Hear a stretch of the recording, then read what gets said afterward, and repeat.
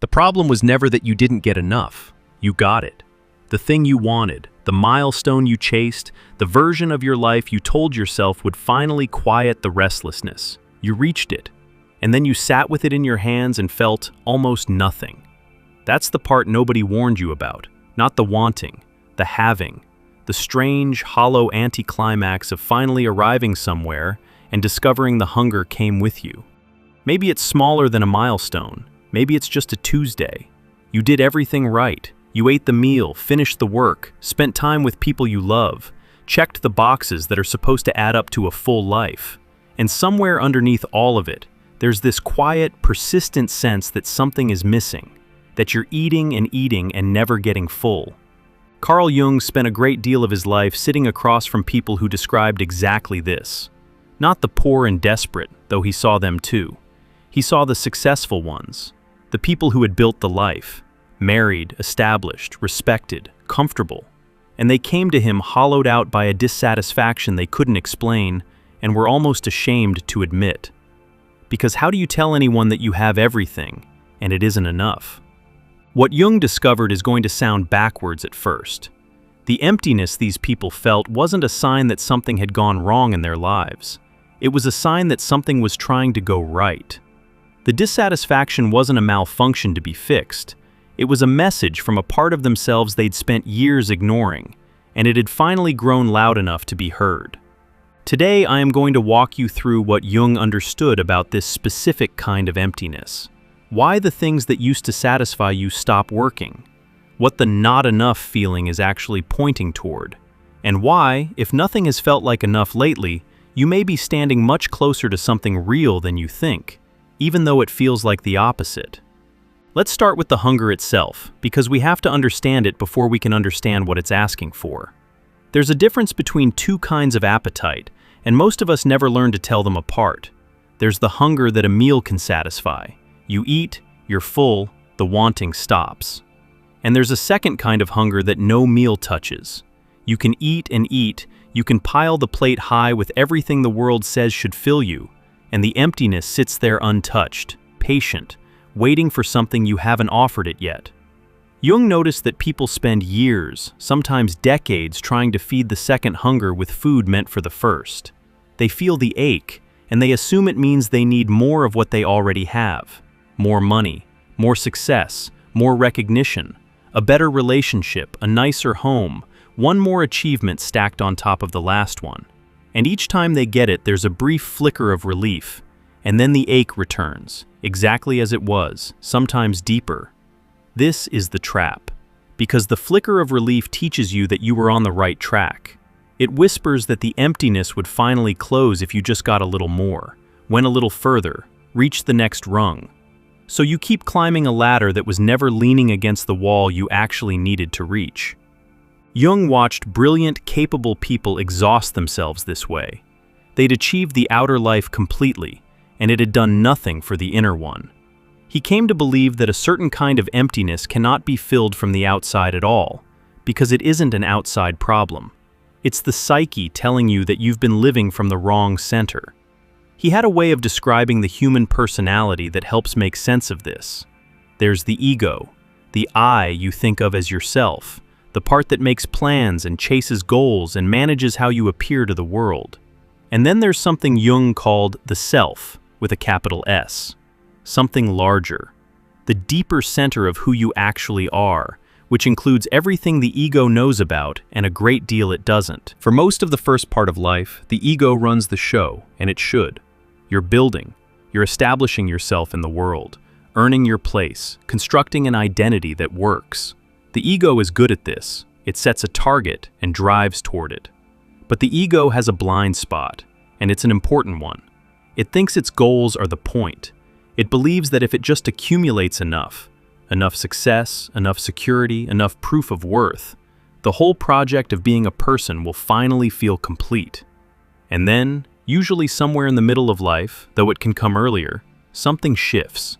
The self starts to make itself felt, and it does this strangely through dissatisfaction, through the sudden hollowness of things that used to matter, through the meal that no longer fills you. Because from the self's point of view, The ego's whole project was only ever half the work. You built the outer life. Good. Now there's an inner life that has been sitting neglected the entire time, and it wants to be lived. The emptiness you feel is the pressure of that neglected part pushing up into your awareness, refusing to stay buried any longer. This is why the not enough feeling so often arrives right after you get what you wanted. The ego expected fulfillment and delivered a stranger's dissatisfaction instead. It's confused. It thinks it failed. But it didn't fail. It succeeded at exactly the wrong thing, and the success is what finally made the wrongness impossible to ignore. Think about someone who spent 15 years building toward a single goal. The promotion, the recognition, the number in the bank account that was supposed to mean they'd made it. They get there. There's champagne. There are congratulations.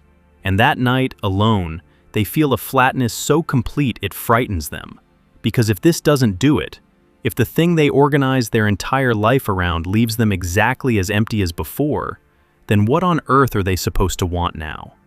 That question, terrifying as it is the beginning of something. Jung would say it's the first honest question that person has asked in years. Everything before it was a variation on, how do I get more? This is the first time they've asked, more of what and why? Here's what makes this period so disorienting. When the old sources of satisfaction stop working, you don't immediately get new ones. There's a gap, a stretch of time where the things that used to fill you have gone flat, and nothing has arrived to replace them. And in that gap, life can feel gray in a way that's hard to describe to anyone who hasn't been in it. You go through your days and everything is technically fine, and nothing has any flavor. The activities that used to bring pleasure feel like going through motions. Conversations feel like performances. Even rest doesn't rest you. You're not depressed exactly, though it can look that way from outside. You're between. The old appetites have quieted, and the new ones haven't spoken yet. And the silence in between is one of the loneliest experiences a person can have. Most people, when they hit this gray zone, do everything they can to escape it. They chase intensity. They throw themselves into new projects, new relationships, new distractions. Anything to feel the old hit of enough, even for a moment. They mistake the emptiness for a problem that more stimulation could solve. And stimulation does mask it, briefly. But masking is not answering. And the emptiness always comes back, because it was never asking for stimulation in the first place. Jung believed this gap was sacred, though he knew that sounded absurd to someone suffering through it. He thought the flatness was the psyche clearing space. When you stop being able to feel satisfied by the old things, it's often because a deeper part of you has withdrawn its energy from them, the way sap pulls back from the branches before winter. The branch isn't dying. The tree is redirecting its life toward the roots. And the emptiness you feel on the surface is the felt experience of that energy going somewhere you can't yet see. The question is whether you can tolerate the gap long enough to find out where the energy went. Whether you can sit in the nothing feels like enough without immediately trying to numb it or fill it or explain it away. Because the answer to what you're actually hungry for tends to arrive only after you stop force-feeding yourself things that don't nourish you. And that's the harder truth underneath all of this. The emptiness isn't only telling you that the outer life fell short. It's asking you to look at something you've been avoiding. The possibility that you've been living a life shaped almost entirely by other people's definitions of enough. Consider how you learned what to want in the first place. You didn't invent it, you absorbed it. From your parents who had their own ideas about what a successful life looked like. From a culture that measures worth in output and acquisition. From every comparison you ever made to someone who seemed to have it more together than you. Somewhere along the way, you built a picture of enough out of borrowed materials, and then you spent years chasing it, never quite noticing that the picture was never yours to begin with. This is why getting it doesn't satisfy. You can't be nourished by someone else's meal. You can achieve another person's dream perfectly and still starve, because your own hunger was pointing somewhere completely different the whole time, and you never stopped long enough to ask it where. Jung called the work of sorting this out individuation, the long process of separating who you actually are from who you were shaped to be. And the emptiness, the nothing feels like enough, is very often how individuation announces itself. It's the psyche refusing to keep pretending that the borrowed life is the real one. It would rather you feel hollow and honest than full and false. If you've been sitting in that hollowness lately, going through the motions, unsure why nothing lands the way it used to, wondering if something's wrong with you for not being satisfied by a life that looks fine on paper, I want to mention something we put together for exactly this stretch of the road. It's a guide called True Self-Discovery, 24 reflection exercises built on Jung's approach to this kind of inner sorting. It's made to help you tell the difference between the hunger that's yours and the hunger you inherited, so you can stop feeding the wrong one. If that's where you are right now, the link is just below. And now let's keep going, because there's a part of this that changes everything about how you understand the emptiness. Here's the turn. Up to now, we've talked about the not enough feeling as an absence, a lack, a hollowness, something missing. But Jung came to see it differently, and this is the reframe that matters most. The emptiness is not empty. It's full of information. It is one of the most precise instruments the psyche has, and it's constantly telling you something specific if you'll learn to read it. Think about what it's actually doing. The dissatisfaction is selective. It doesn't ache equally about everything. It goes quiet around certain things and screams around others. There are moments, small ones, easy to miss, when the emptiness lifts. When you're doing something and lose track of time. When a conversation goes somewhere real. When you make something or help someone or stand somewhere beautiful, and for a stretch, you're not hungry at all. You're just there, and it's enough, and you don't even notice it's enough because you're too absorbed to keep score. Jung paid enormous attention to those moments because they're the map. The emptiness is not random. It's a contrast agent. It shows you, by way of everything that fails to fill you, the shape of the few things that do. The trouble is that we're trained to look at the failures, to obsess over why the achievement didn't satisfy, and to overlook the quiet moments when the hunger simply wasn't there. So the practice isn't to interrogate the emptiness, it's to track the fullness. When did the not enough go silent, even for an hour? What were you doing? Who were you being? Not what impressed anyone, not what advanced your position, what quietly, privately filled you when no one was watching and there was nothing to gain from it. Those moments are the psyche pointing. They're the self saying, this, more of this. This is what you were actually hungry for the whole time you were feeding yourself everything else. And here's why it's so easy to miss. The things that genuinely fill you almost never look impressive. They don't photograph well. They don't advance the borrowed life. They tend to be quiet, useless by the world's accounting, valuable only to you. Time spent on something that will never make money. A kind of work you do badly and love anyway. A relationship that offers no advantage except the fact of the person. The moments the ego dismisses as unproductive are frequently the exact moments the self was trying to steer you toward. This is why people who have everything can feel starved. They optimize their entire life for the impressive and the advantageous, and quietly starved out everything that was merely nourishing. They fed the ego a feast and let the self go hungry for 30 years, and now the self is finally loud enough to ruin the taste of every meal. Jung watched this recognition change people, not overnight and not painlessly. But when someone finally understood that the emptiness had been a guide rather than a defect, that it had been trying to redirect them toward their own life the entire time, something shifted in how they moved through the world. They stopped fighting the dissatisfaction. They started listening to it, and listening to it is hard, because it asks for changes the ego resists. It might mean pulling energy away from something you built your whole identity on. It might mean disappointing people who were counting on you to keep chasing the version of enough they approved of. It might mean admitting that a path you spent years on was leading you further from yourself, and having the humility to turn around with less time left than you started with. There's a specific grief in that turning, the recognition of years spent feeding the wrong hunger. Jung didn't pretend it away, but he noticed that in people who could face it, the grief didn't stay grief. It became something closer to relief, because underneath the mourning for wasted time was the quiet astonishment of finally knowing what they actually wanted.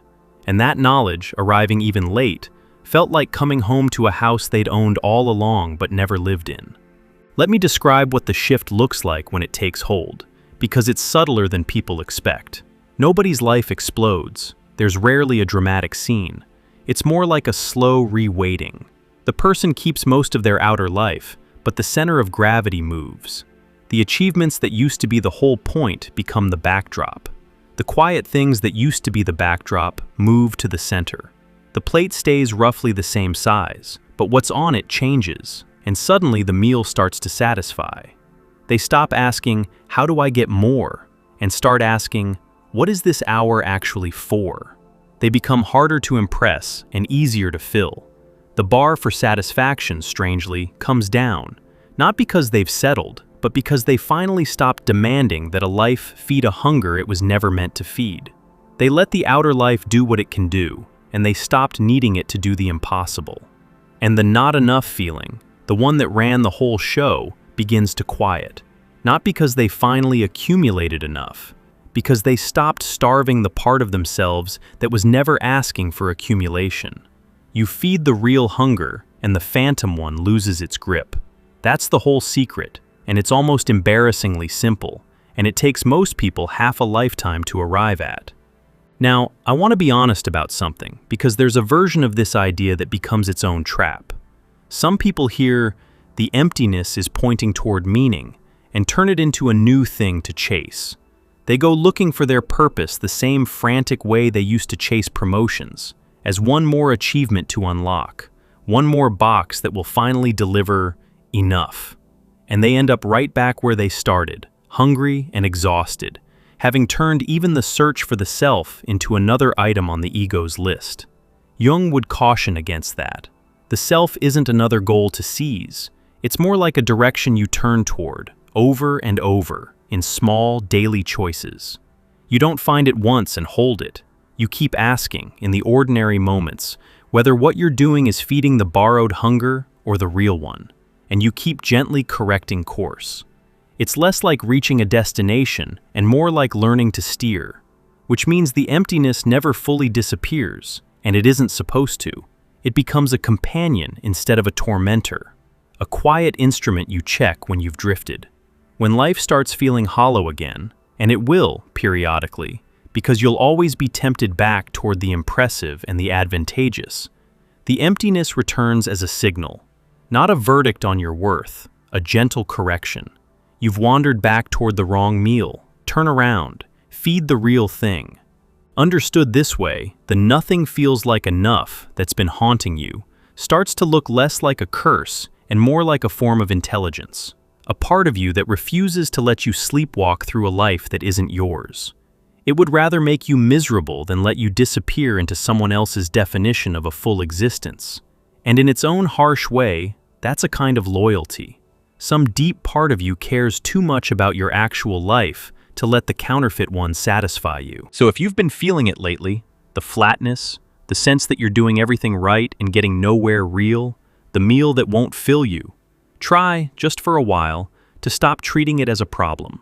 Stop asking what's wrong with you for not being satisfied. Ask instead what it's pointing at. Track the moments the hunger goes quiet. Notice what you're doing when you forget to keep score. Follow the thread of your own genuine fullness back to its source, and be willing to let what you find there rearrange your priorities, even the ones you thought were untouchable. Because the emptiness has been trying to have this conversation with you for a long time. Every hollow achievement, every satisfaction that didn't satisfy, every version of enough that turned out not to be, all of it was the same message repeated until you'd hear it. That you were made for a particular life, a specific and unrepeatable one, and no amount of anyone else's life will ever fill the space it was meant to occupy. Jung spent his years convinced that this was the central task of a human being, not to acquire enough, but to become who you actually are, and to build a life that feeds that person instead of the one you were told to be. The emptiness is how the psyche keeps that task from being forgotten. It's uncomfortable precisely because it's important. It won't leave you alone because it can't afford to. And the fact that you feel it at all means something in you is still awake. Plenty of people numb it successfully for a lifetime. They keep the phantom hunger fed with just enough distraction to never have to ask the real question. If nothing has felt like enough lately, it's because some part of you refused that bargain. It would rather ache than settle. And that ache, uncomfortable as it is the most honest thing about you right now. So don't rush to fill it. Sit with it a little longer than feels comfortable. Let it show you, by way of everything that fails to satisfy, the shape of the few things that do. The hunger you've been fighting is the same hunger that will lead you home, if you stop trying to feed it someone else's meal and finally ask it what it actually wants.